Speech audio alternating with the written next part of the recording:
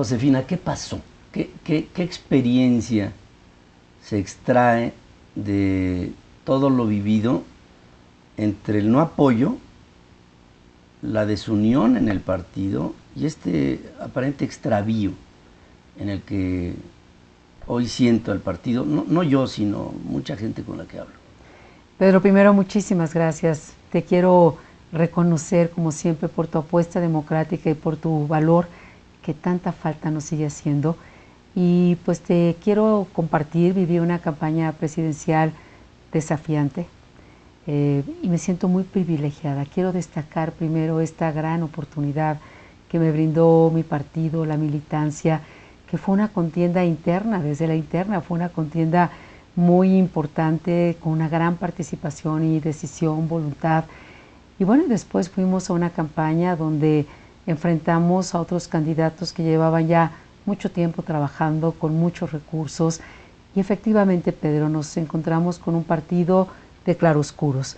Y cuando hablo de claroscuros, con liderazgos honorables, de los cuales yo estoy muy orgullosa, don Luis H. Álvarez, que es mi gran inspiración, gente como los exgobernadores, muchos de ellos que han escrito historias de democracia, que fueron por primera vez esa alternancia en sus estados y lo hicieron con dignidad y con las convicciones éticas y democráticas del PAN. Con esos militantes anónimos, Pedro, con los que no están en los medios, con los que no están en el radio, con los que no están en esta escena, como yo tengo oportunidad de estar aquí en estas cámaras, pero que fueron los que en la calle, en cada esquina, en cada rincón, nunca se han rendido. Aquí están los claros, aquí están las luces del partido, pero también tenemos los oscuros.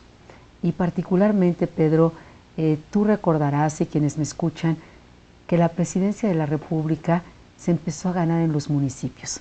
El PAN empezó a ganar municipios, luego vinieron los estados, Baja California, Rufo, ¿te acuerdas? De Por segunda vez barrio en Chihuahua, que a la primera no se la reconocieron, y en fin, ahí se vino esta cascada, digamos, de alternancia, de cambios, una renovada esperanza, la figura de Maquío, en una circunstancia muy importante en la vida del país. Y el PAN de pronto empieza a ocupar las posiciones de poder, empezamos a llegar al poder, y no hay siempre esa capacidad de dirimir los conflictos internos. Y yo recuerdo muy bien que uno de los grandes dolores o dificultades en mi campaña era ver la división en muchas de las localidades por las cuales yo caminaba en el partido.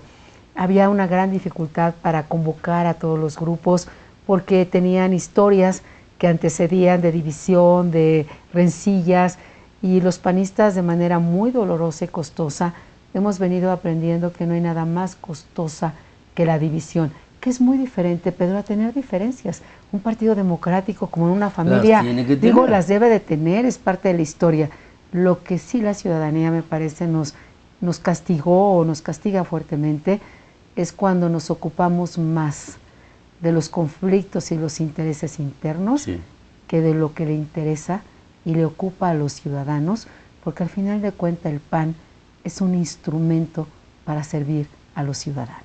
Fíjate que muchos de los comentarios que me hace la gente, tú sabes porque has vivido de estar en contacto con la gente, que la gente te da los comentarios más valiosos. Ellos apostaban en el PAN, o sea, el que era panista por convicción y por voto, a que se sentía en el panismo un reducto de gente decente, que no se siente en el PRI, hay que decirlo enfáticamente, que no se siente en el PRD, que no se siente en el Partido Verde, que es un partido político, en fin. Y de repente se sintió como si se sacrificaran los principios en el partido, en el PAN, por estos intereses que a lo mejor se la llegaron a creer y pensaron que en automático vendría una perpetuidad para un PAN que de repente ¡plac!, se cortó y viene un extravío. Y bueno, Javier Lozano acaba de decir, ¿y por qué se quedó un año ausente Josefina? Se quedó relegada en el tercer lugar, ahora viene a tratar de rescatar un partido político. Es decir, siguen las confrontaciones con tu reaparición.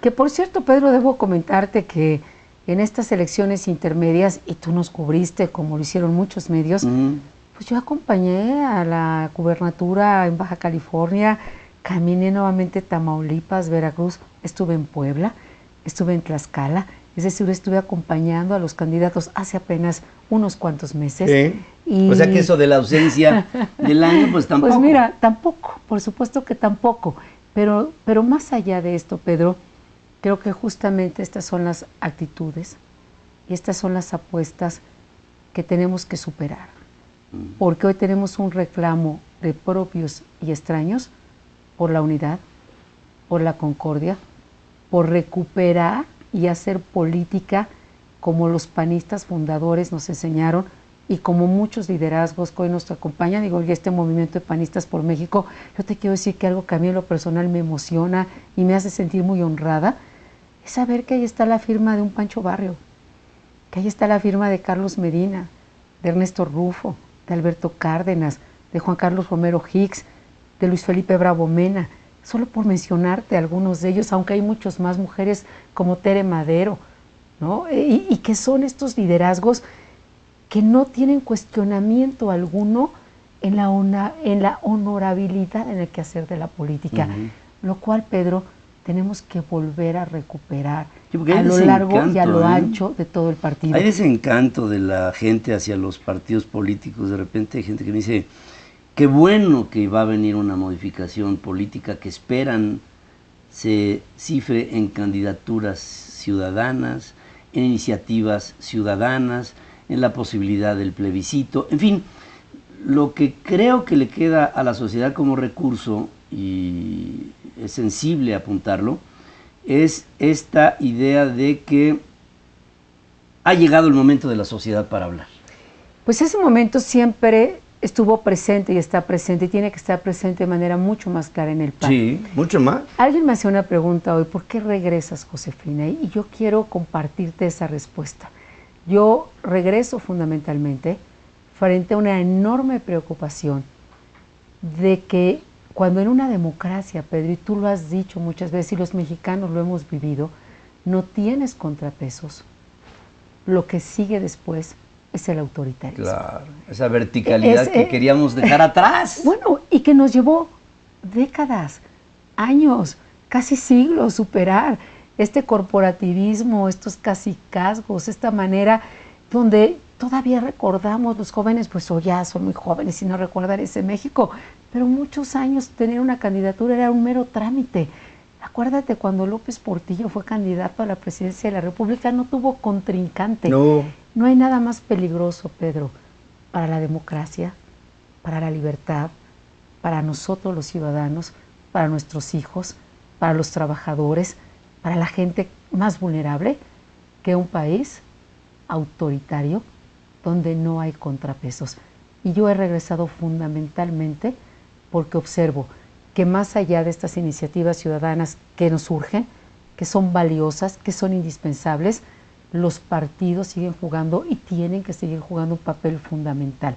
Y hemos visto, Pedro, casos como en Venezuela o en Italia, donde incluso partidos democráticos gobernaron muchos años y hoy, Pedro, no representa ni el 3 o 4%. Y hoy lo que tienes ocupando ese espacio al cual renunciaron en su momento como oposición o como gobierno, es un autoritarismo, es un populismo, es una regresión en todos los sentidos. Y cuando yo observo, Pedro, esta reforma fiscal que hemos calificado en Panistas por México como una miscelánea fiscal, que incluso tuvo la intención de gravar las aportaciones a la sociedad civil, que qué bueno que al final en la madrugada se desestimó esta propuesta, pero la mera propuesta, Pedro, que afortunadamente se rechazó, ofende y agravia, porque es este pedazo de sociedad que con su dinero, que con su esfuerzo, que con su generosidad, y tú has sido parte de este esfuerzo muchas veces, está aportando para ayudar a los niños con cáncer, a los niños con SIDA, a las mujeres violadas, a lo que los gobiernos o no siempre quieren hacer o no siempre pueden hacer. Y el simple hecho de pretender gravar y confiscar un pedazo de esto que la ciudadanía tanto requiere, te habla, por lo menos, Pedro, de un desconocimiento de la realidad y de un atropello ciudadano.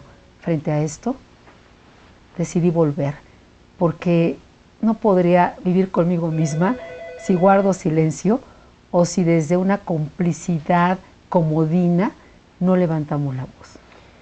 Yo veo al PAN instalado en la clase media. Creo que ahí es en donde está principalmente, claro, lo que podrías decirse el voto duro. Y creo que Peña Nieto llegó a través de un manejo brutal, lo decías al principio de esta plática, de recursos económicos. Pienso que llegaron a ser hasta tramposos y que están reducidos en toda esta, o concentrados más que reducidos, en toda esta enorme fuerza que representa la pobreza, la ignorancia y la manipulación en el populismo. Pero ahí a ustedes los veo lejanos. Su presencia en Guerrero es prácticamente ausente, su presencia en Chiapas, su presencia en lugares como Tabasco, como Veracruz.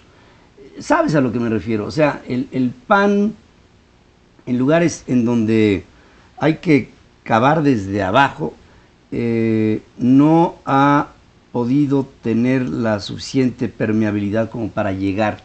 Y creo que quien llegue a la presidencia de tu partido va a tener que empezar a trabajar muy ahí, no en base a un populismo, aunque también es difícil hacer razonar a un sector de la población que la vida y las herramientas de la sociedad no les han dado la posibilidad de razonar.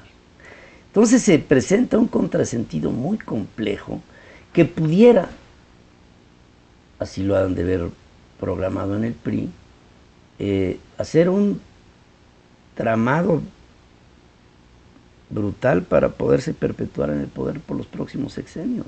Con más razón y con más urgencia, Pedro, nos urge tener contrapesos. Y quiero destacar, por ejemplo, en el caso del PAN, tú hablaste de Veracruz. Sí.